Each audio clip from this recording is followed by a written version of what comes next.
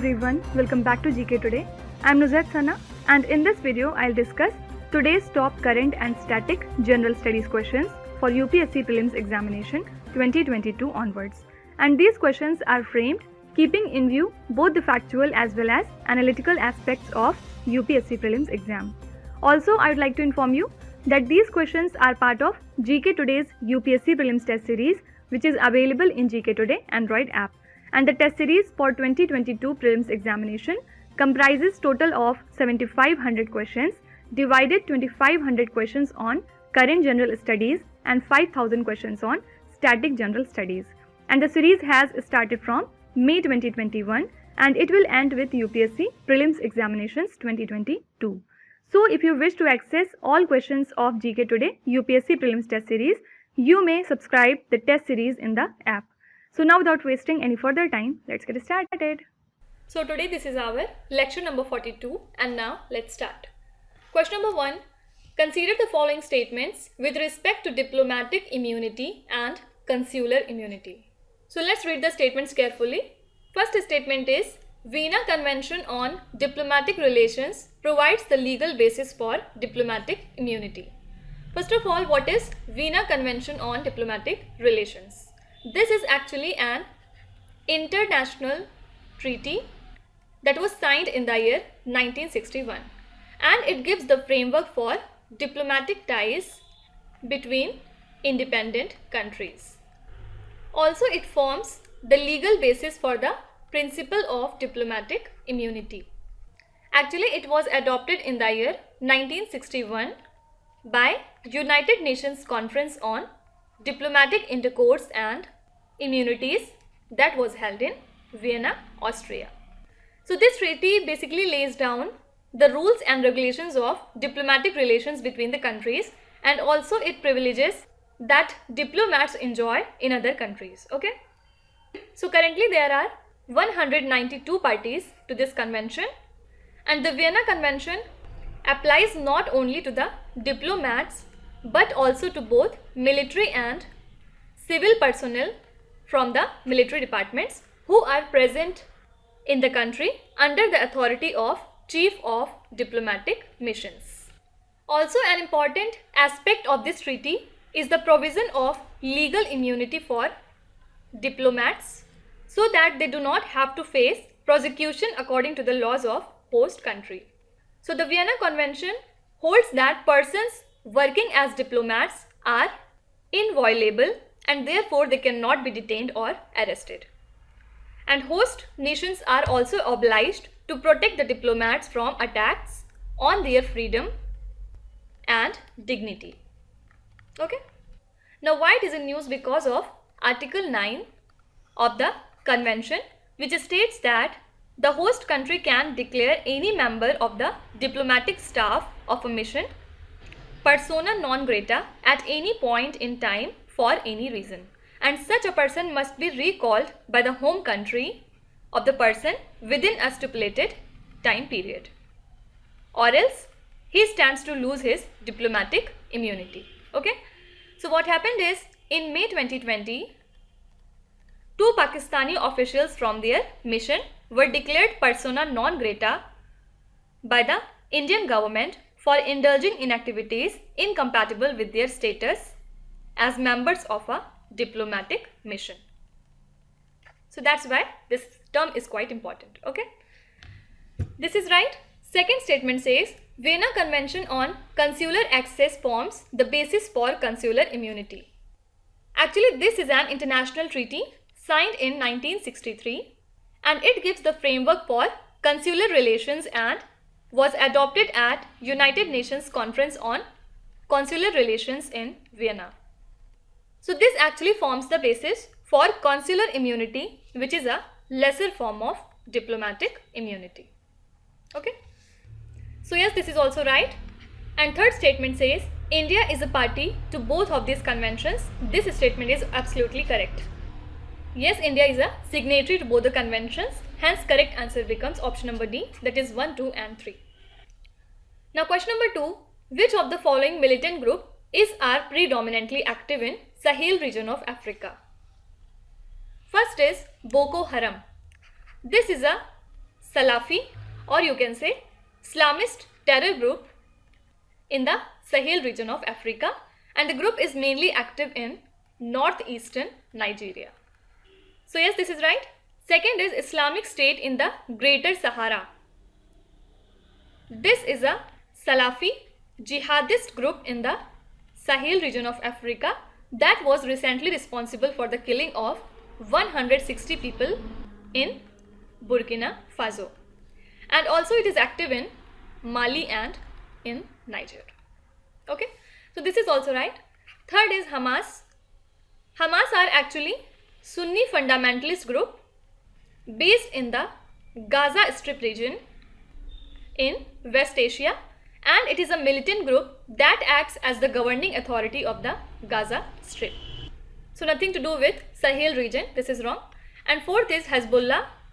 It is a Shia Islamist political party and militant group of Lebanon, and its paramilitary wing is the Jihad Council, while political wing is the loyalty to the Resistance Bloc Party in the Lebanese parliament.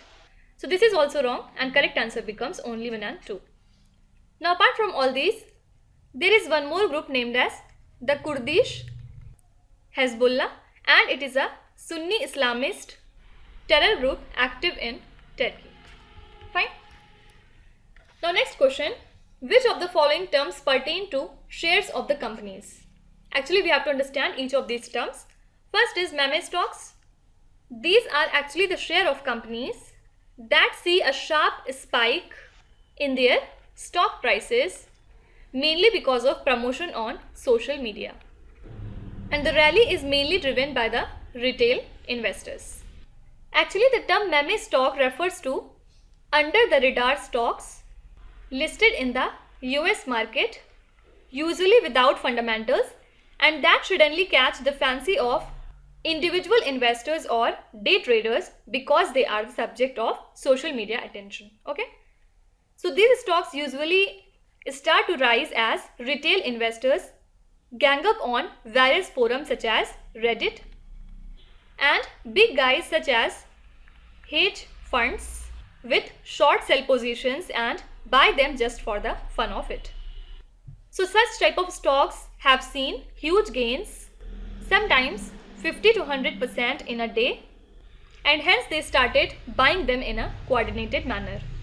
But yes, short sellers make losses when a stock price rises because they have sold the stock without owning it and now have to pay more stock to cover their positions. Okay, so yes, this is right.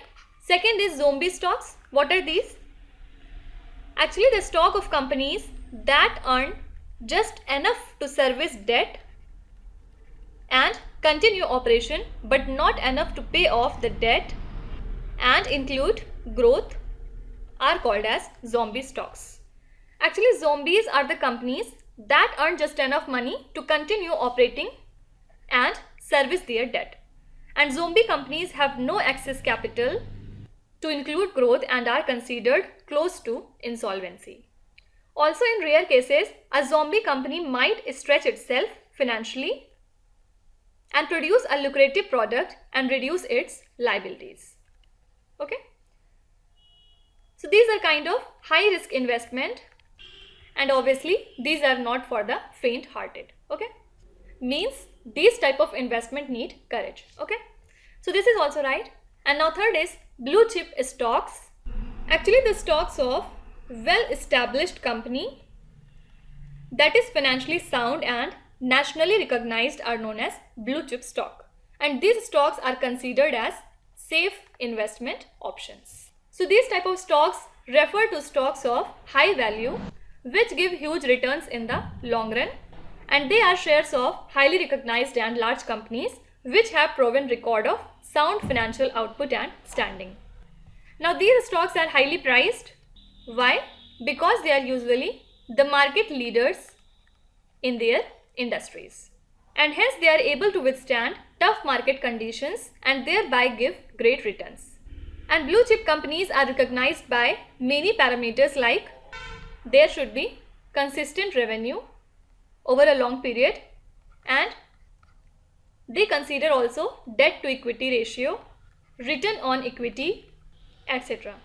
And some of the blue chip companies in India are SBI, Reliance Industries Limited, Bharti Airtel, TCS, ONGC, Coal India, etc. Fine. So here all are correct. So right answer becomes 1, 2 and 3. Next question. Which of the following mango varieties are GI tagged to various locations in India? First is Bandana Palle mango. This is a GI tagged variety which is being cultivated in Andhra Pradesh for over 100 years. And it is especially cultivated in Kurnool district. This is right.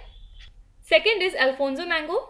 This is a GI tagged product in the state of Maharashtra and it is cultivated in Ratnagiri, Sindhudurg and in nearby areas.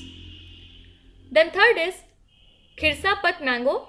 It is also called as Himsagar mango and this is a GI tagged product from Bangladesh, not from India.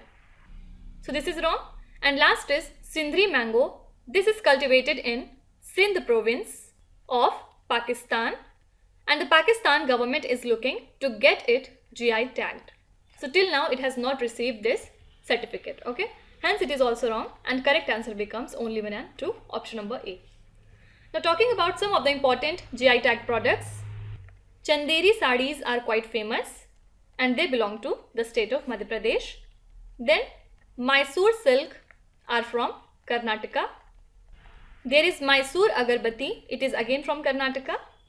Also recently Kanyakumari cloves have got the GI tag and they belong to Tamil Nadu. Then there is Milhi Dana, which is a sweet dish product from West Bengal. It has also received the GI tag recently. Then there are Solapur Chadar belonging to the state of Maharashtra. So these are few examples. There are a lot of products which have received the GI tag. You can read about them on Google. Now last question. Which of the following leaders was also known as unofficial ambassador of India? So this is Grand Old Man of India, Dadabhai Naoroji. He was a moderate leader. Also he was the first Asian to become British Member of Parliament. Okay.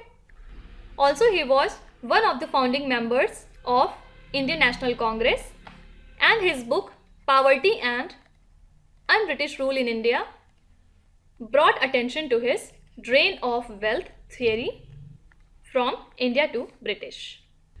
Also in the year 1885, Dadabhai Naoroji became Vice President of Bombay Presidency Association and he was nominated to the Bombay Legislative Council by Governor Lord Ray. So he remained member of Legislative Council of Mumbai during 1885 to 1888 and he became the Indian National Congress President 3 times in 1886, 1893 and in 1906. So Dadabhai Naoroji raised a variety of issues in the British Parliament such as civil rights situation in India, then condition of Indian labourers in South Africa, and he stick to the principles of Liberal Party, wealth drain and benefits of giving equal employment opportunities to Indians and industrialization of the society. And he passed away in Mumbai in the year 1917 at an age of 92 years. So this was a big loss to India. Okay. So that's it for today. I hope you have liked this session. If you want to give any review, feedback or suggestion regarding these lectures, you can tell us in the comment section. Definitely we'll try to implement that. And now we'll meet again tomorrow with 5 more new and interesting questions. Till then, stay tuned. Thank you so much for watching. And please do not forget to subscribe to GK Today. With this, me Nuzhat Sana signing off.